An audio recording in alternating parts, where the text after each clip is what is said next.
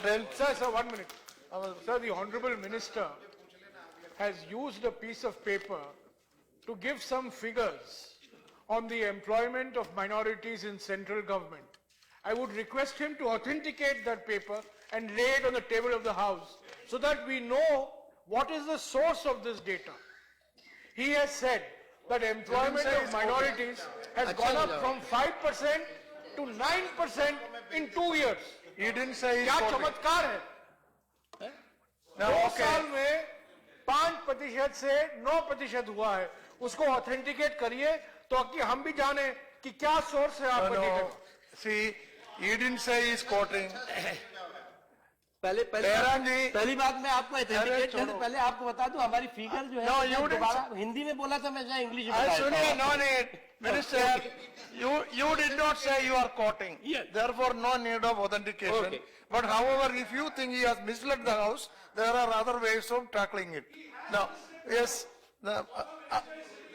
Ask him. Ahmad Patel ji. जी के अभिभाषण पे रखे गए धन्यवाद प्रस्ताव पे बोलने हेतु मैं खड़ा हुआ हूं और आपने मुझे ये अवसर दिया उसके लिए मैं आपका बहुत बहुत धन्यवाद करता हूं।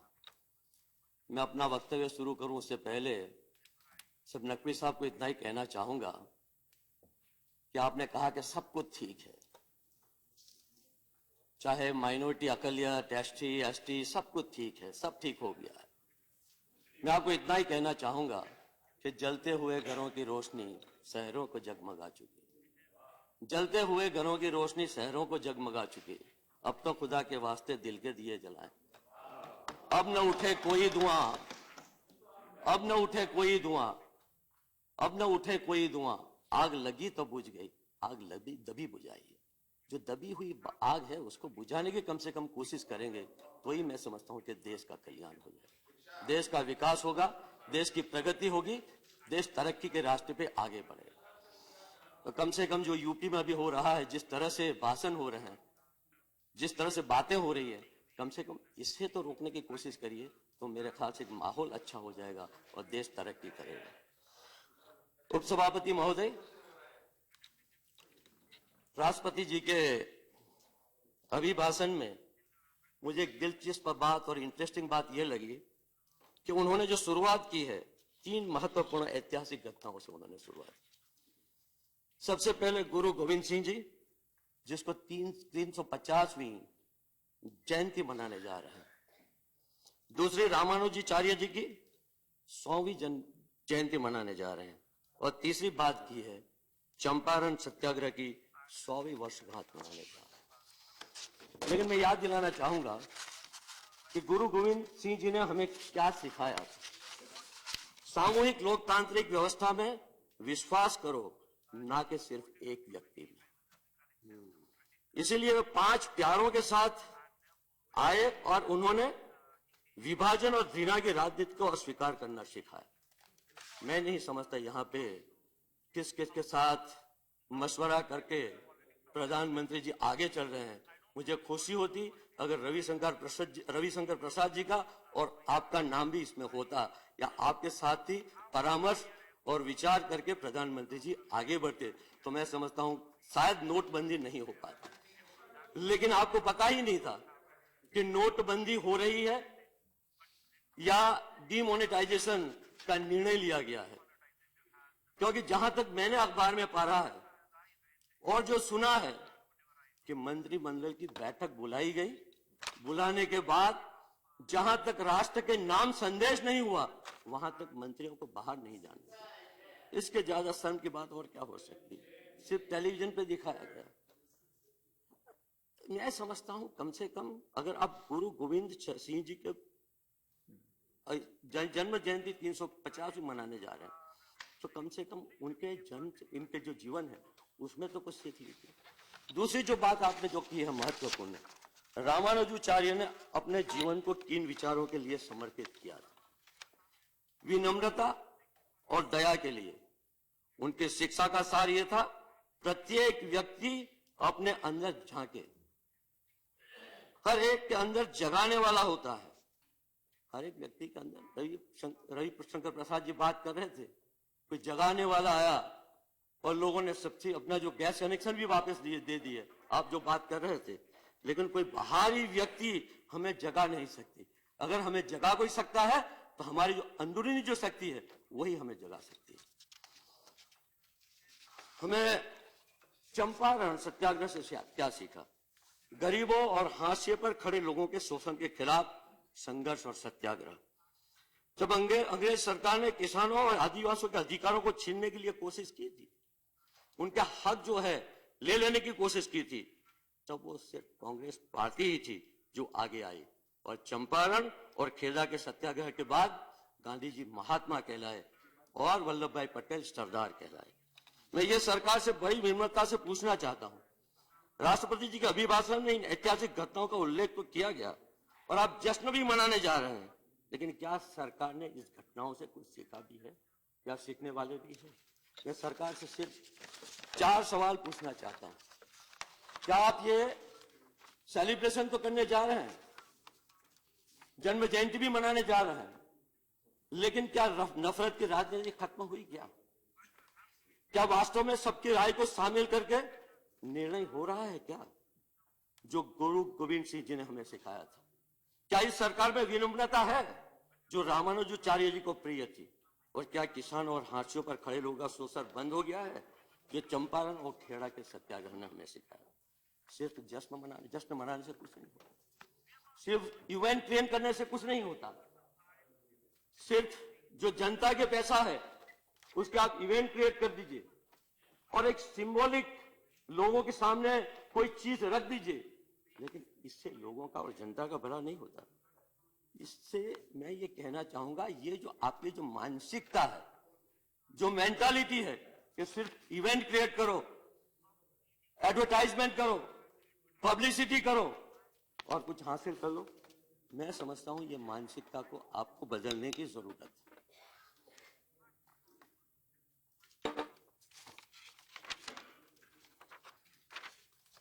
मैं समझता हूं ये सरकार, जो हमारे जो मोशन के मूवर थे, जो धन्यवाद कर रहे थे, इन्होंने कहा कि देश बदल रहा है, परिवर्तन हो रहा है, बदलाव हो रहा है।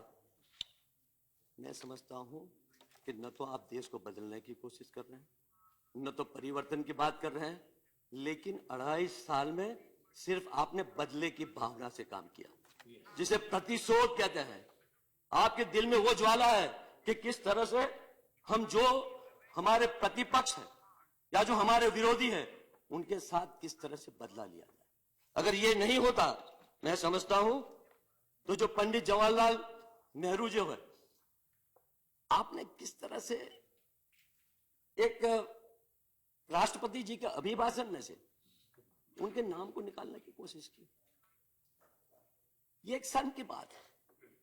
राजीव जी जिन्होंने अपने प्राणों की आहुति, क्या पंडित जवाहरलाल नेहरू जी ने कुछ नहीं किया?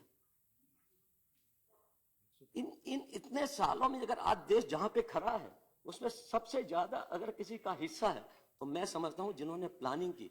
बाकी जो भी हम किसी को सरदार वल्लभ भाई पटेल, मौलाना आजाद, लाल बहादुर शास्त्री, इंदिरा जी, राजीव जी, अटल बिहारी वाजपेयी, कहीं ना कहीं सभी प्रधानमंत्रियों का कहीं ना कहीं हिस्सा है। लेकिन आप एक बदले की भावना से, एक जिनान है क्योंकि पंडित जवाहरलाल नेहरू जी ने एक देश के लिए कुछ किया है, आप नाम उसका निकालने की कोशिश कर रहे हैं, उसे बुलाने की कोशिश कर रहे हैं, इंदिरा जी के नाम को बुलाने की कोशिश कर रहे हैं। अरे यहां तक कि राजीव जी का जो नाम था जिन्होंने अपने प्राणों की आहुति दी, सद्भावना से आपने उनका नाम हटा दिया। और रिसेंटली ओएनजीसी, आपने जीएसपीसी के जिसमें इतने सारा स्कैम हुआ, ओएनजीसी में मर्जर तो कर दिया, और राजीव जी ने जो ओएनजीसी के लिए जो कुछ किया उसकी बिल्डिंग से भी आपने उसका नाम हटाने की कोशिश। ये बदले की भावना जो है, ये घृणा की जो राजनीति है। और आप बात कर रहे हैं गुरु गोविंद सिंह जी की और बाकी लोगों की जो जन्म जयंती उनको सेलिब्रेट करने, तो आप करते कुछ है और दिखाते कुछ है। कम से कम उनके जीवन से खुद तो सीखने की कोशिश कर। छात्रों के साथ क्या हुआ, विश्वविद्यालय के जो हमारे छात्र हैं उनके साथ क्या हुआ, लेकिन आपका सिर्फ एक ही लक्ष्य है, किस तरह से प्रतिशोध या बदला लिया जाए। मैं नहीं समझता किस चीज का आप बदला लेना चाहते हैं, किस चीज के प्रतिशोध के लिए आप आगे बढ़ रहे हैं। लेकिन मैं आपको यह कहना चाहूंगा, कहीं भारतीय जनता पार्टी का जन्म भी नहीं हुआ था। तब से कांग्रेस पार्टी ने और आजादी के इतिहास में जिन लोगों ने अपने बलिदान दिए, शहादत दिए, और आजादी के बाद भी आप जानते हैं कि देश को आर्थिक तौर पर आजाद करने के लिए, इस देश को एक और अखंडित रखने के लिए अपने प्राणों की आहुति दी। सरदार ज्ञान सिंह जी ने दी, इंदिरा जी ने दी, राजीव जी ने दी। आप लाख कोशिश कर लें, लेकिन कभी भी कांग्रेस मुक्त भारत नहीं बना सकते। या इंदिरा जी, राजीव जी, पंडित जी, जिन लोगों ने कुछ किया है उनका नाम जो है आप मिटा नहीं सकते, क्योंकि हमारा खून भी शामिल, हमारा खून भी शामिल है रंगे गुलशन में, हमारा खून भी शामिल है रंगे गुलशन में। और ये रंग नहीं, ये रंग वो नहीं जो मिट जाए लग जाने के बाद।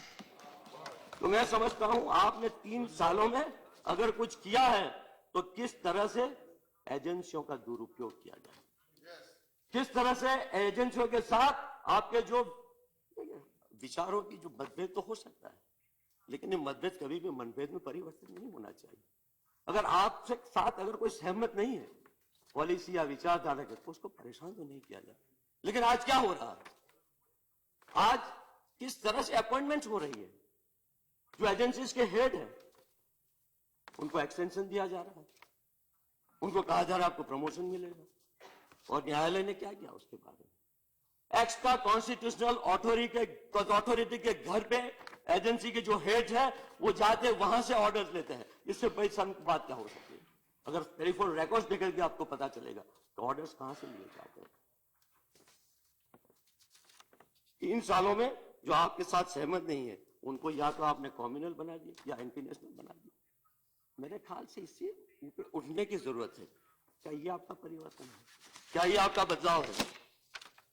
नोटबंदी की बात काफी कुछ कही गई, मैं इसमें ज्यादा वक्त आपका लेना नहीं चाहता, लेकिन जैसे मैंने शुरू में कहा, शुरू में हम लोग ने भी कहा कि नोटबंदी जो है डिमोनेटाइजेशन है, उसको सपोर्ट किया, क्योंकि प्रधानमंत्री जी ने जब कह दिया तो हमने माना इससे भ्रष्टाचार कम होगा, इसका जो काला धन है वो आ जाएगा, उसे जो टेररिस्ट एक्टिविटी है, जो आतंकवाद है वो रुक जाएगा। लेकिन अल्टीमेटली क्या हुआ? कुछ नहीं हुआ, आपको मिला कुछ नहीं, बल्कि आपने सब लोगों को पूरे देश के लाइन में खड़े कर दिए, चाहे वो बूढ़ा हो, चाहे वो जवान हो, चाहे वो बच्चा हो, चाहे वो मां हो, चाहे वो बेटी हो, चाहे वो बहू हो। एक ही एग्जांपल देना चाहूंगा, एक बूढ़ा बाप बेचारा लाइन में खड़ा हुआ था, उसकी बेटी की शादी थी, बैंक से पैसे मिल जाए बेटी की शादी कर सके, बूढ़ा बाप बेचारा लाइन में खड़े रहते रहते मर गया, उसका निधन हुआ, उसका इंतकाल हुआ, बेटी बेचारी लाइन में लग गई कि अपना जो बाप है उसकी जो अंतिम क्रिया है उसके लिए उसके पास पैसे नहीं थे। इससे बड़ी शर्म की बात क्या हो सकती है? बिना सोचे समझे आपने, और अल्टीमेटली मिला क्या नोटबंदी से? सारे के सारे पैसे आ गए, कुछ ज्यादा पैसे भी आ गए। तो मैं समझता हूं कि इससे कोई फायदा नहीं। और आरबीआई किस तरह से काम कर रही थी, Reserve Bank of India, as if it is a reverse bank of India. हर रोज नए फटवे निकल रहे थे, नियम चेंज किए जा रहे थे, नोटिफिकेशन किए जा रहे थे। आखिर जो भी है, नई नोट कहां गई, कहां? आपने इतनी सारी प्रिंट की, अभी भी रिस्ट्रिक्शंस है, मैं मेरे पूरे पैसे नहीं निकाल सकता, पैसे गए कहां? और बाहर 10%, 20%, 30% में लोग जो अपना काला धन है उसको चेंज कर रहे थे। ये सबसे बड़ा स्कैम है, मैं समझता हूं, और इसके बारे में जांच होनी चाहिए कि ये पैसे कैसे एक्सचेंज हो रहे थे, कौन ये लोग थे कि जो पैसे एक्सचेंज कर रहे थे। इसके बारे में भी हमें ये सोचना होगा, इसके बारे में इन्वेस्टिगेशन करना होगा। दुनिया में हमारी अर्थव्यवस्था तेजी से आगे बढ़ रही थी। यूपीए के समय में 1% ग्रोथ रेट था, लेकिन अब आप पॉलिसी पैरालिसिस के नाम पर 6.5 वृद्धि को बेहतरीन बनाने की कोशिश कर रहे हैं, और वो भी नई गणना से। हकीकत यह है कि आपके कार्यकाल के दौरान 1% ग्रोथ कभी नहीं हासिल कर पाए, कभी भी। चाहे ये आप कह रहे हैं कि 1% ग्रोथ रेट पे पहुंच जाएंगे, लेकिन मैं नहीं समझता कि आप 1% ग्रोथ पे आप पहुंच जाएंगे। इससे आप करना क्या चाहते हैं? क्या ये आपका परिवर्तन है? ये बदलाव है जो मोहन ने ये कहा था कि देश बदल रहा है, परिवर्तन हो रहा है। लेकिन कुछ भी नहीं बना। उस पर तो मैं आगे आऊंगा। जहां तक एग्रीकल्चर का सवाल है, बैठे हैं हमारे मंत्री जी, अच्छी तरह से जानते हैं कि किसानों की क्या हालत, परेशान है, दयनीय स्थिति है।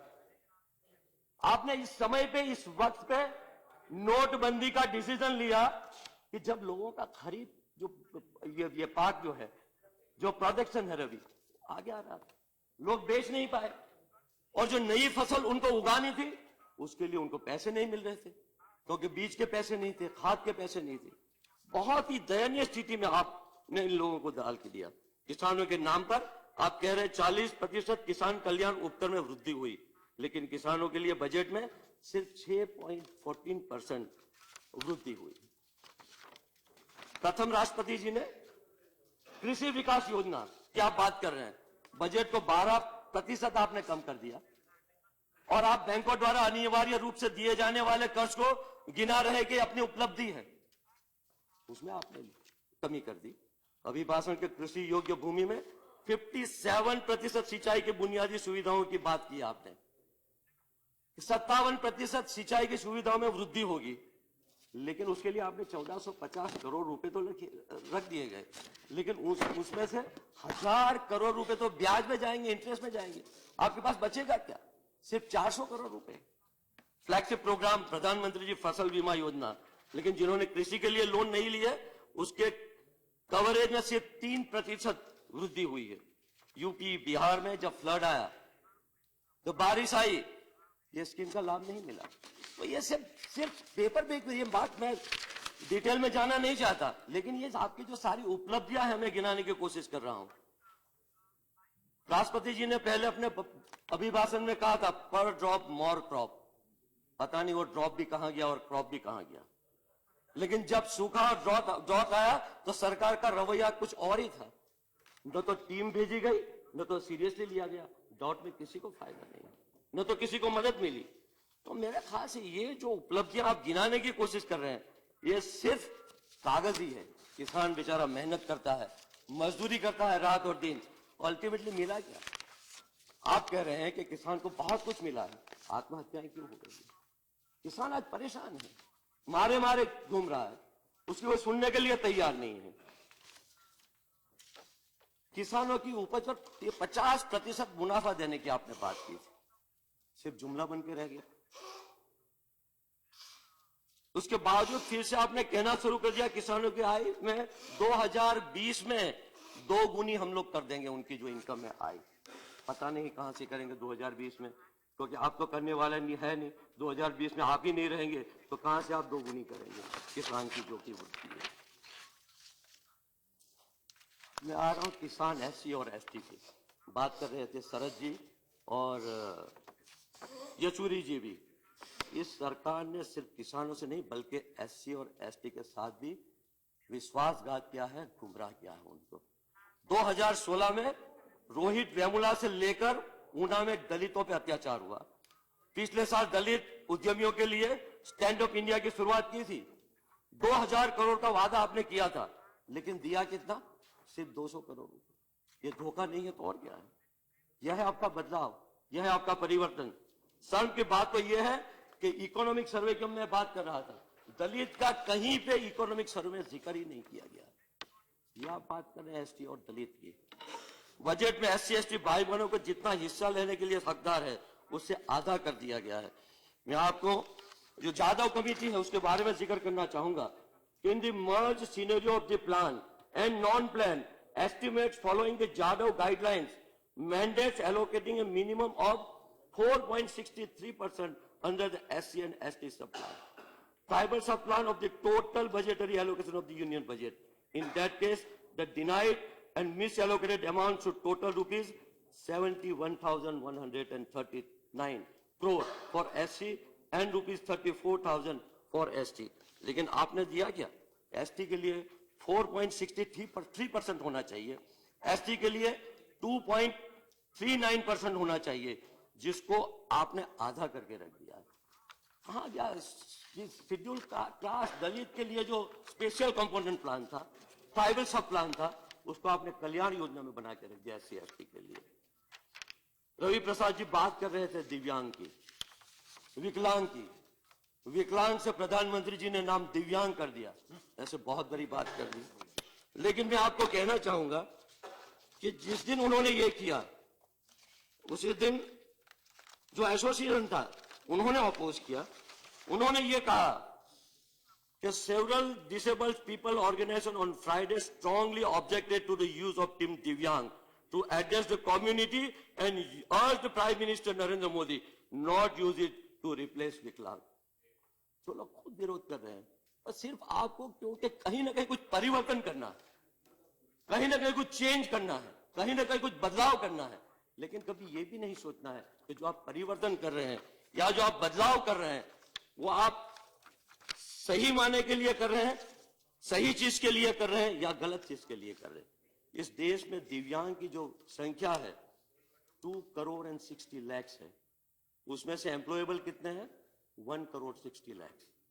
उसमें सिर्फ एम्प्लॉय कितने हैं? 60% आर एम्प्लॉयड। अभी भी 1 करोड़ डिसेबल्ड ऐसे हैं, दिव्यांग या विकलांग, जिनको एम्प्लॉयमेंट का रोजगार नहीं मिल रहा है। सरकार दिव्यांगों के लिए बड़ी बातें करती है, लेकिन बजट में राइट टू डिसेबिलिटीज एक्ट के लिए कोई प्रावधान नहीं है। There is no provision.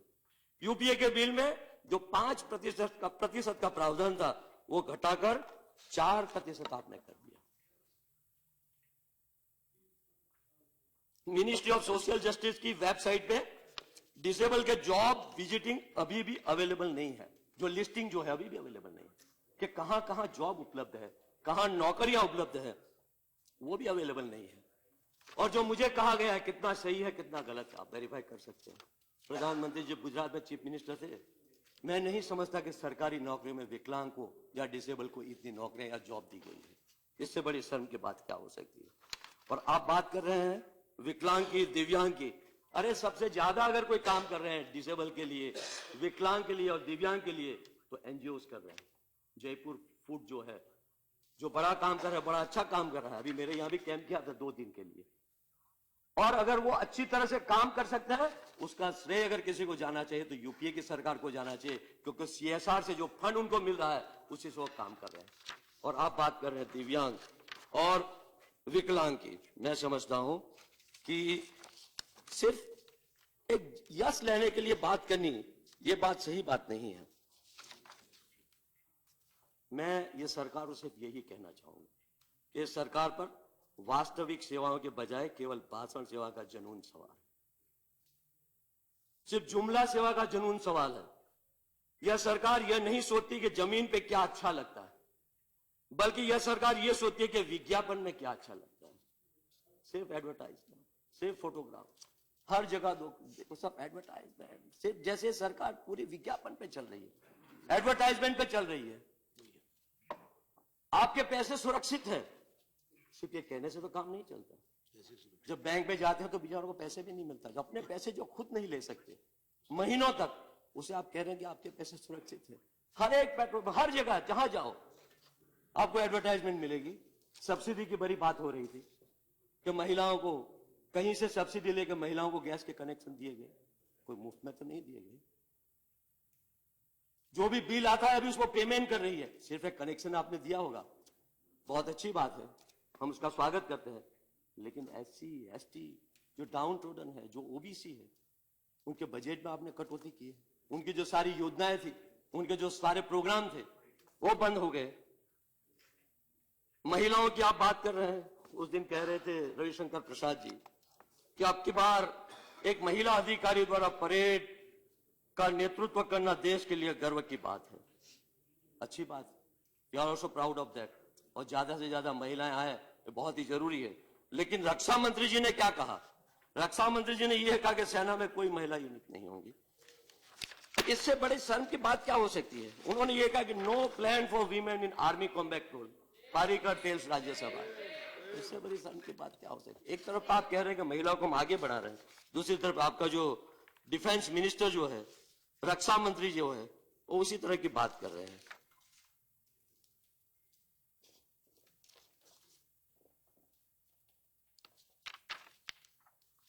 31 दिसंबर 2016 में प्रधानमंत्री जी ने कहा कि गर्भवती महिलाओं के लिए नई योजना की घोषणा। अब उनको पता ही ना था कि पहले से योजना थी। हकीकत यह है कि फूड सिक्योरिटी योजना के तहत यह अधिकार दिया गया था, लेकिन सरकार 2.5 साल तक ये बात टालती रही और फिर अनाउंसमेंट कर रहे हैं जैसे उन्होंने कर दिया। अब क्यों कर रहे हैं ऐसी चीजें, क्यों कर रहे हैं? ये आपका परिवर्तन है क्या? ये आपका बदलाव है क्या? हुआ महिलाओं के आरक्षण का? पुलिस आधुनिकीकरण की बात हो रही है, लेकिन उसका जो फंड है, जो धन है, जो राशि उनको मिलनी चाहिए, उसमें कटौती की गई है। जीडीपी हिसाब से डिफेंस में होने वाले खर्च में कटौती की गई। क्या ये आपका परिवर्तन है? क्या ये आपका बदलाव है? स्वास्थ्य की आप बात कर रहे हैं। हाँ, डिजिटल इंडिया के बारे में तहत 2016 तक सभी ग्राम पंचायत में ब्रॉडबैंड से जोड़ने वाले थे ये लोग। ये कह रहे थे कि ब्रॉडबैंड से सारी पंचायत को हम जोड़ देंगे, लेकिन अल्टीमेटली क्या लक्ष्य, क्या है, टारगेट क्या प्राप्त किया? 26%। पता नहीं 2016 भी निकल गया और सिर्फ 26% को ब्रॉडबैंड से उन्होंने जोड़ा है। आधार के लिए वो लोग कह रहे थे कि आप आधार ले आए।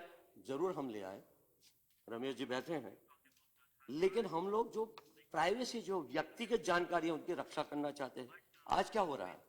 आज व्यक्तिगत जानकारियां जो है, इंफॉर्मेशन लीक हो रही है। अच्छा, जैम की बात की उन्होंने, जनधन, आधार, मोबाइल के बारे में मुवर बात कर रहे थे। जैम, जनधन, आधार, मोबाइल के बारे में सच्चाई है कि आज आपकी सारी योजनाएं जैम हो चुकी है। कोई योजना चल रही नहीं। बजट में जिस तरह से प्रावधान होने चाहिए, अगर प्रावधान है तो अभी उसका इंप्लीमेंटेशन नहीं हो रहा है। आपने पुडुचेरी में बात की थी, डायरेक्ट बेनिफिट ट्रांसफर, और अल्टीमेटली क्या हुआ? वो विफल हो गई, वो जैम हो गई और वो फिर बंद हो गई। और स्मार्ट सिटीज की आप बात कर रहे हैं। स्मार्ट सिटीज में अजीम प्रेम जी ने कल क्या कहा है? 2 दिन पहले उन्होंने ये कहा कि smart cities project more talk than action. अब आप स्मार्ट सिटी की बात कर रहे हैं, जो अजीम प्रेम जी जो आपकी तारीफ कर रहा थे, जो बात कर रहे थे, बहुत अच्छी सर गवर्नमेंट है, आज ही आपको सर्टिफिकेट दे रहे हैं। स्वास्थ्य की आप बात कर रहे हैं, स्वास्थ्य समिति के बारे में मैं कहना चाहूंगा। अच्छा, ये एक और बात की थी उन्होंने, स्वच्छ भारत की बात रह गई। कहा था कि 2016 तक 4000 शहर और 6 लाख गांव में जो ODF means open defecation free, खुले में शौच मुक्त हो जाएगा। पता नहीं उसका क्या हुआ। अब तक आपको जानकर आश्चर्य होगा कि सिर्फ 141 शहर में ये काम आप कर पाए हैं, और गांव का तो अता पता ही नहीं है कि वहां पे क्या है। अरे सफाई ऐसे नहीं होती है। कह रहे थे 3 लाख टॉयलेट आपने बना दिए, लेकिन जहां टॉयलेट है वहां पानी का इंतजाम नहीं है, और आप सफाई करने निकले हैं। अरे सफाई करनी है तो आपका जो झाड़ू है ना, वो साफ होना चाहिए। यहां तो झाड़ू ही आपका गंदा है, उसकी क्या सफाई होगी? और उसके लिए मानसिकता अच्छी होनी चाहिए। अगर मानसिकता सही है तो सफाई सही होगी। और ये आप स्वच्छता की बात करें, उसके लिए सबसे पहले अगर आपको किसी चीज की जरूरत है तो आपकी जो मानसिकता है, मैं ये बात इसलिए कर रहा हूं कि आप परिवर्तन की बात कर रहे हैं, आप बदलाव की बात कर रहे हैं। उस दिन रविशंकर जी बात कर रहे हैं गुजरात में, आपको मालूम है अभी भी सौराष्ट्र में किस तरह से हो रहा है।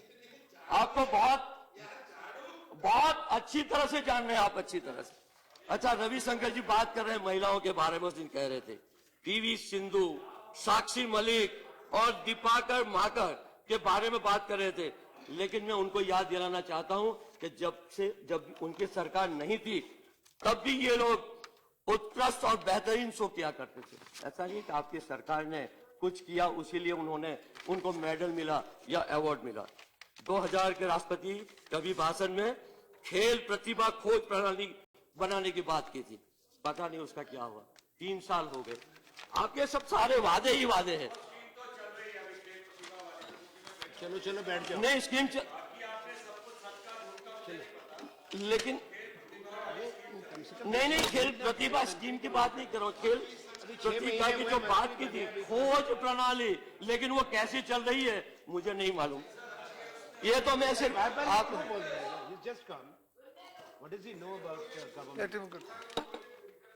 नहीं, लेकिन स्कीम ठीक तरह से तो चलनी चाहिए। और अभी तो आप आए हैं, अभी तो 6 महीने साल हुआ है विनय गोयल जी। हम अपेक्षा करेंगे कि आगे चल के आप कुछ अच्छा करें। स्वास्थ्य नीति और स्वास्थ्य बीमा योजना की घोषणा पिछले साल की थी, लाल किले से वो भी की गई थी। राष्ट्रीय शिक्षा नीति का क्या हुआ मुझे नहीं मालूम। सिर्फ घोषणा हो रही है, सिर्फ बातें ही बातें हो रही है, वादे ही वादे हो रही है। अच्छा, नॉर्थ ईस्ट के बारे में बात कर रहे हैं, उत्तर पूर्व, और उत्तर पूर्व को तो अष्टलक्ष्मी कहते हैं, लेकिन अष्टलक्ष्मी के साथ आपने क्या किया? क्या अरुणाचल की सरकार जहां थे ही नहीं, क्योंकि आपको राष्ट्रपति में वोट चाहिए, इसलिए वहां की सरकार गिरा दिया। अरुणाचल में भारतीय जनता पार्टी की सरकार बना दी, और नागालैंड में आज क्या हो रहा आप अच्छी तरह से जानते हैं। उत्तराखंड देवभूमि मानी जाती है, और उत्तराखंड के साथ जो छेड़खानी की आपने, आप अच्छी तरह से जानते हैं। जम्मू कश्मीर के बारे में एलओपी ने काफी कुछ बताया, मैं उसके बारे में ज्यादा समय लेना नहीं चाहता। अच्छा, भ्रष्टाचार की आप लोग बात कर रहे हैं, बहुत अच्छी बात है। भ्रष्टाचार पर अंकुश, राष्ट्रपति जी ने अपने अभिभाषण में कहा था, भ्रष्टाचार पर अंकुश लगाने के लिए लोकपाल का होना जरूरी है, वो 2014 में कहा था। और मेरी सरकार इसके लिए कानून बनाने का समर्थन करेगी और जरूरी नियमों का अनुपालन करेगी। इस बात को ध्यान में रखते हुए कि न्याय मिलने में देरी न्याय नहीं मिलने के जैसा है, बराबर है। मेरी सरकार हमारी न्याय प्रणाली में लंबित पड़े हुए मामलों को निपटाने के लिए एक बहुकोणीय रुख अख्तियार करेगी। 3 साल हो गया, क्या हुआ लोकपाल में? क्या हो रहा है न्यायपालिकाओं में? अरे शर्म की बात तो यह है कि फॉर्मर चीफ जस्टिस को जजों के तबादले करने के लिए या नियुक्ति के लिए रोना पड़े। इससे बड़ी शर्म की बात और क्या हो सकती है? भ्रष्टाचार के लिए सबसे बड़ा हथियार प्रवर्तमान एजेंसियां होती है, और एजेंसियां किस तरह से काम कर रही हैं आप अच्छी तरह से जानती हैं। प्रवर्तमान एजेंसियां निकटों में कैरेट एंड स्टिक की तरह से वो लोग काम कर रहे हैं। राजनीतिक विरोधियों के कार्यवाही के लिए जैसे ये एजेंसियां बनाई गई हो, ये बातें मेरे ख्याल से अच्छी नहीं है। इस साल धारणा फैलाई जा रही है कि अवार्ड योग्य पात्र हैं उनको ही अवार्ड दिए गए हैं। रविशंकर प्रसाद जी बड़े जोरों से कह रहे हैं। मैं पूछना चाहता हूं, पिछले 7 साल में जो अवार्ड दिए गए, जो पुरस्कार दिए गए, क्या वो गलत दिए गए? क्या एपीजे अब्दुल कलाम आजाद योग्य नहीं थे क्या? क्या सिस्टर निर्मला योग्य नहीं थी क्या? जयपुर फुट बनाने वाले डीआर मेहता योग्य नहीं थे क्या? हम भी गिनवा सकते हैं। 3 साल में कई नाम है, मैं गिनवा सकता हूं। गुजरात से भी किसी को दिया है, मैं भी गिनवा सकता हूं कि किस तरह से पॉलिटिकल कंसिडरेशन के तौर पे ये अवार्ड दिए गए हैं। मैं ज्यादा उसमें जाना नहीं चाहता। ठीक है, इस बार आपने कुछ अच्छे अवार्ड दिए होंगे, इसका मतलब ये नहीं कि पिछले 7 साल में जो अवार्ड दिए वो बिल्कुल खराब थे और वो योग्य नहीं थे। कम से कम अवार्ड के नाम पे तो राजनीति करने का बंद कर दिए, उस पर तो पॉलिटिक्स ना करें। और ये कोई बड़ी सिद्धि नहीं है अवार्ड देना, जैसे सरकार ने बहुत बड़ी सिद्धि कर दी और बहुत बड़ा अचीवमेंट कर दिया। अच्छा, राष्ट्रपति जी ने अपने अभिभाषण में साइमल्टेनियस इलेक्शन के बारे में बात की है, समकालिक चुनाव। इसमें मैं टिप्पणी करना नहीं चाहता, लेकिन जब भी कोई डिसीजन ले, मेरे ख्याल से उसमें एक आम सहमति बनानी जरूरी है, कंसेंसस बनाना बहुत ही जरूरी है। मान्यवर, ये सरकार गरीबों के लिए नहीं बल्कि कुछ अमीरों के समर्पित है। किसान आज बदहाल है, SC/ST संसाधनों की कमी झेल रही है, अल्पसंख्यक डरे हुए, छोटे व्यापारी मध्यम वर्ग नुकसान झेल रहे हैं।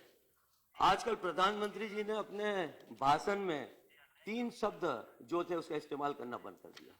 एक तो मित्रों कहना बंद कर दिया, एक नोटबंदी कहना बंद कर दिया है, और दूसरा नौकरी के बारे में, जॉब के बारे में कहना बंद कर दिया। मुझे नहीं मालूम क्यों बंद कर दिया, किसका साथ और किसका विकास किसी को पता भी नहीं है। जागने वाले की बात हुई, लेकिन हमने सुना है आजकल जो भजिए वाले और चाय वाले पे ईडी के दरोड़े पड़ रहे हैं। पता नहीं, उसमें भी जांच करने की जरूरत है। मंत्री जी जनशक्ति की बात की थी, लेकिन जनशक्ति तभी आती है जब मन की बात नहीं, जन की बात सुनी जाती है। और मैं सिर्फ 2 मिनट में अपना वक्तव्य खत्म करूंगा। मान्यवर, हमारा देश प्राचीन देश, यह भूमि संतों और उपदेशों की भूमि है।